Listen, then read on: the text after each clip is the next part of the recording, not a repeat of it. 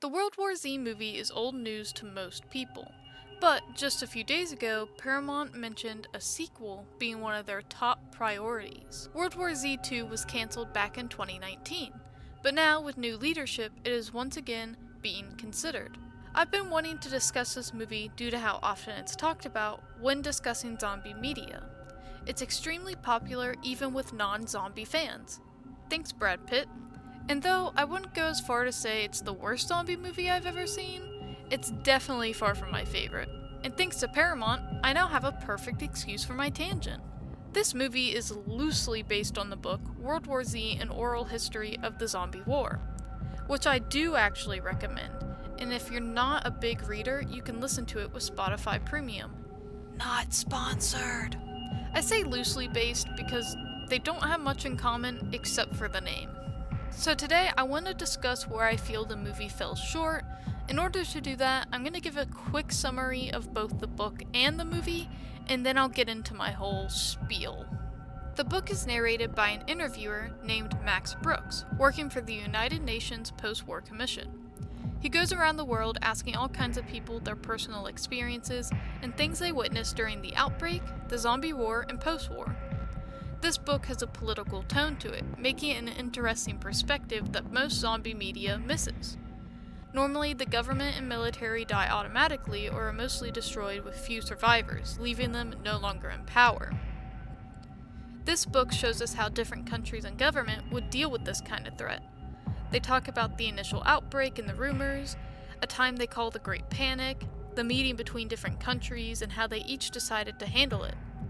You hear the perspective of military and their roles in helping survivors and rebuilding civilization. They talk about the term all-out war and how it truly applied because the living people had to dedicate every living, breathing second to surviving and fighting. They discuss the mental toll this took on people as well.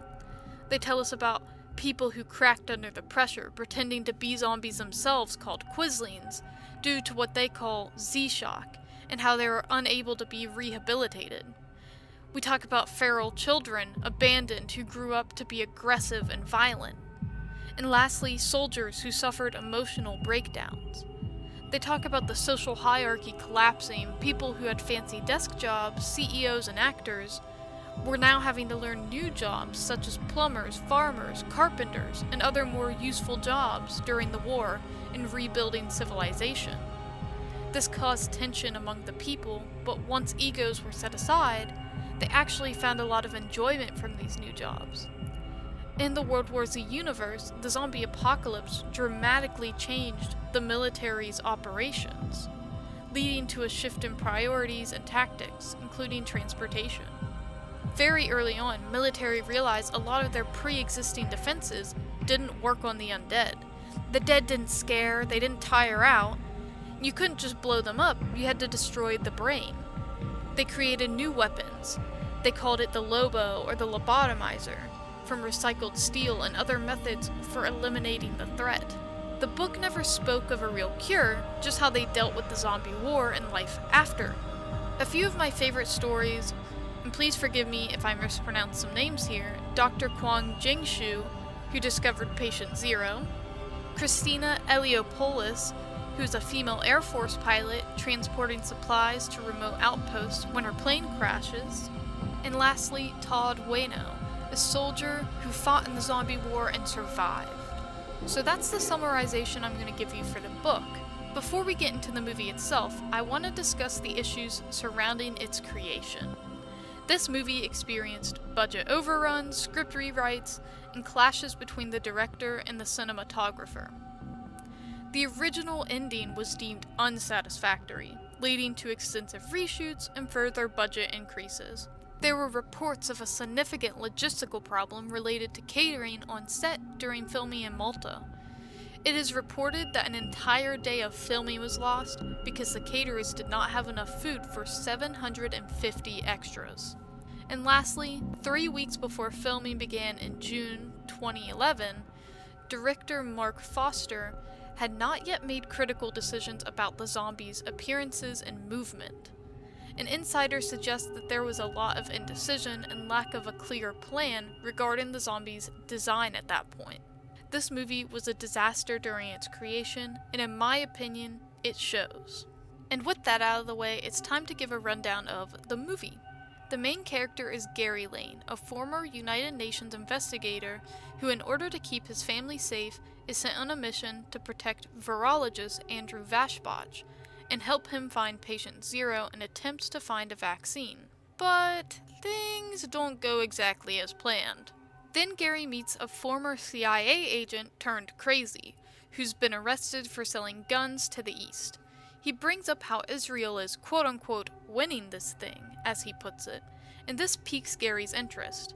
In order to get more information, he decides to go there and speak with Jurgen Warmburn, a high-ranking Mossad official. Jurgen mentions that intercepted communications of Indian troops fighting zombies is what led Israel to set up defenses, aka the big-ass wall. Some refugees, celebrating obnoxiously over a speaker, draw the attention of the dead outside.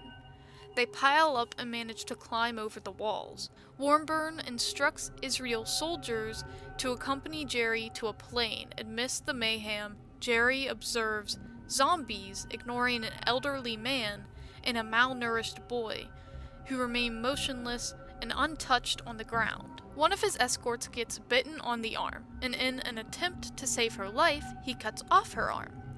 They board an airplane, and once again, things go wrong because a zombie is on the plane. Jerry sets off a grenade, which causes the plane to crash. Injured but alive, Gary and Segan make it to the World Health Organization. After losing consciousness for 3 days, he wakes up telling medical staff that he believes zombies ignore sick or injured people. They make their way into the zombie-infested part of the building to get the supplies they need to test this theory. When Gary ends up alone and trapped, he has no choice but to inject himself, not knowing if what he chooses could kill him or make him safe from the infected. Obviously, he lives and walks back to the safe part of the hospital with a container full of other non-deadly pathogens. We flash forward to Gary being reunited with his family in a safe zone at Freeport, Nova Scotia. A vaccine is created serving as camouflage against the zombies, enabling civilians to evacuate infected regions safely and empowering the military to combat the zombies more effectively. And that concludes my summary of the movie. So I recently rewatched this movie with a friend to refresh myself for this video. And though it wasn't my first time watching it, it was her first time watching it. And she told me that she felt it was incredibly boring, which I have to agree with. The characters are just poorly written and the dialogue feels so dry. In most movies you're rooting for someone, and you're invested in them, but I couldn't have cared less about any of these characters because honestly, they were as deep as a puddle. I feel like I watched an hour and 56 minutes of talking with maybe 30 minutes of action sprinkled in. Not to mention, it's a PG-13 movie, allowing nothing scary or gory to actually take place.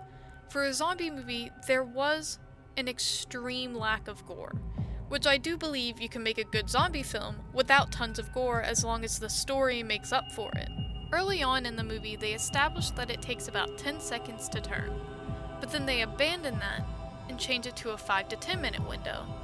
And then they go back to the 10-second rule again. They follow none of their own rules, making it hard to get behind the idea of their infection. There are also many points in the movie that make no sense and are so unrealistic that it just kind of killed it for me. Like when Gary cuts off Sagan's arm, they didn't cauterize it or use a tourniquet. So how didn't she bleed out?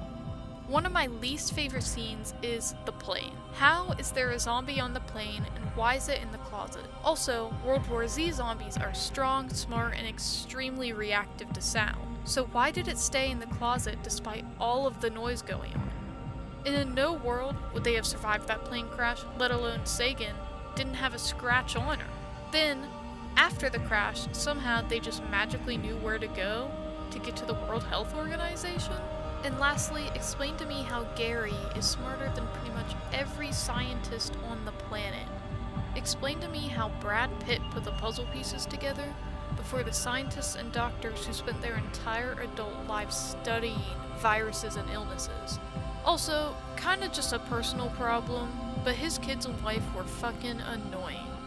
now that I laid out pretty much everything I hate about this movie, I am going to applaud the few good things it did. I did like how it shows the beginning of the outbreak. They start off their day like normal, and then suddenly all hell breaks loose.